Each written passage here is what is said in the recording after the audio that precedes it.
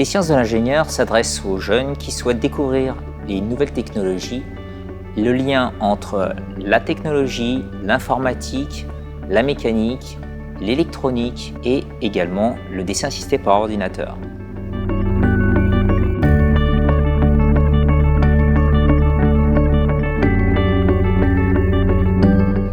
Les sciences de l'ingénieur ont pour objectif de permettre aux jeunes de découvrir le lien entre les mathématiques, la physique et les technologies. Ils vont ainsi pouvoir mettre des aspects pratiques sur des enseignements qui sont théoriques et découvrir les applications dans leur milieu environnant sur des systèmes qu'ils utilisent tous les jours, de ces différentes disciplines qui peuvent parfois paraître assez éloignées de leur quotidien.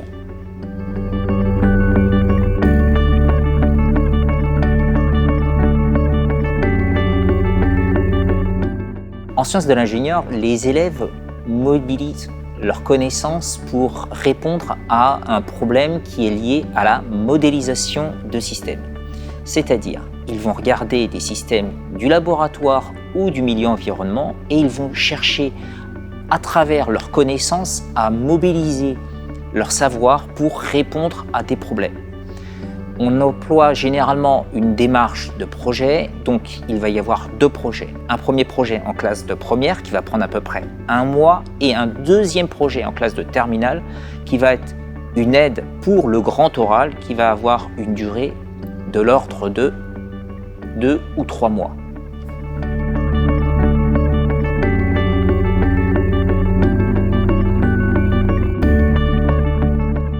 Les sciences de l'ingénieur mobilisent des savoirs et des connaissances liées aux mathématiques et à la physique. Donc il y a quelques formules à retenir et ces formules, elles sont appliquées dans le milieu environnant, c'est-à-dire qu'on va avoir des dossiers, on va avoir à extraire des informations. En sciences de l'ingénieur, les dossiers peuvent paraître assez conséquents, mais ce sont des dossiers que l'on va retrouver d'éléments de la vie de tous les jours. Donc, on va avoir relativement de facilité pour comprendre ce que l'on nous demande et pour mobiliser ses connaissances. Si l'élève abandonne la spécialité sciences de l'ingénieur en fin de première, il va avoir une épreuve commune de 2 heures.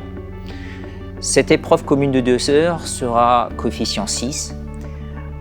Par contre, si l'élève garde la spécialité sciences de l'ingénieur, il va avoir en classe de terminale une épreuve qui sera séparée en 2 parties. Première partie, sciences de l'ingénieur pure et dure, qui va compter pour 2/3 des points, et une dernière partie qui va compter pour 1/3 des points de physique. En effet, pour permettre l'orientation dans le supérieur, les sciences de l'ingénieur en terminale comprennent des sciences de l'ingénieur principalement, mais également une épreuve de physique, pour permettre d'intégrer facilement les classes préparatoires aux grandes écoles.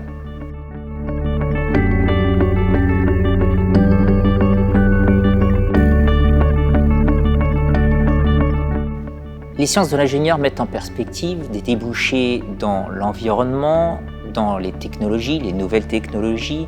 Cela va permettre de s'orienter principalement en classe préparatoire aux grandes écoles, puisque la spécificité des sciences de l'ingénieur au lycée, c'est qu'elle vous permet de garder 2 disciplines, sciences de l'ingénieur et physique en classe de terminale.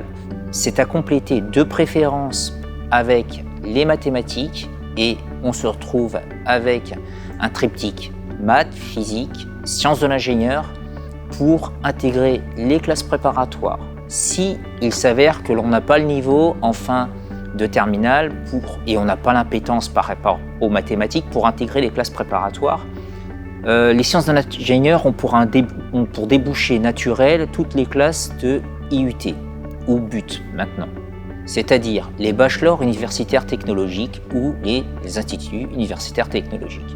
Pour les élèves qui ont plus de difficultés avec les disciplines scientifiques, c'est-à-dire mathématiques et physique, ils vont pouvoir s'orienter vers des BTS. Et pour les autres qui ne savent vraiment pas où ils souhaitent s'orienter, il y a la fac et avec une multitude de filières qui sont plus ou moins technologiques. Les débouchés post-bac sont très nombreux.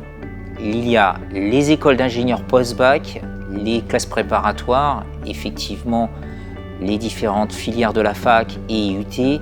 Donc, il y a une multitude de métiers possibles après des études en sciences de l'ingénieur.